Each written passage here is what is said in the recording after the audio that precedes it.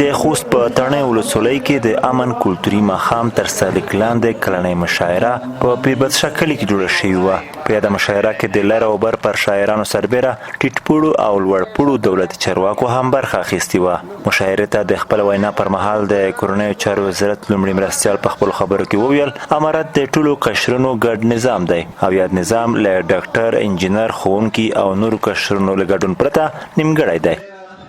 اما په دې نام باندې چې تا په دې اداره کې کار کړی دی د ما د لاسه یا امریکا ته ځي یا جرمني ته ځي یا دلته په کور کې پټېږي دا اجازه موږ نه لرو د دغې تهدید او د دغې ډارولو اجازه موږ نه لرو. که موږ دا کوو د ما طالبه مجاهد خدای نه خو ستا دا کوي بیا د امیر اطاعت هم نه کوي بیا د الله اطاعت هم نه کوي. په یاده مشاعره کې شاعرانو، لیکوالانو او د ادب سلګونه مینوالو برخه اخیستې وه.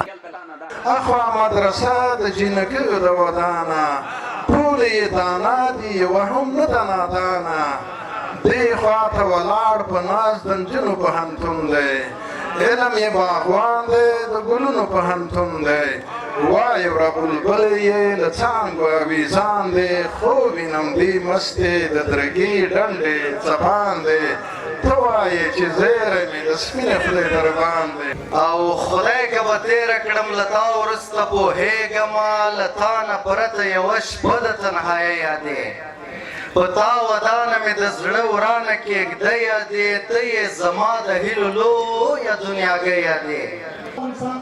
په مشاعره کې د افغانستان پر ولایتونو سربیره د کوزې پښتونخوا شاعرانو هم برخه اخیستې وه. دوی هم په خپلو شعرونو کې په لر او بر کې د امن قایمېدو غوښتنه وکړه. یو کېږو پښتنو کنې نو تخم مو ورکېږي یو کېږو پښتنو کنې نو تخم مو ورکېږي د سر سړي مو داسې په وار وار شهیدوي ستا لوپټکې مې د صبر تعویضونه تاودي ستا یو تصویر مې د موبایل په والپیپر وهلی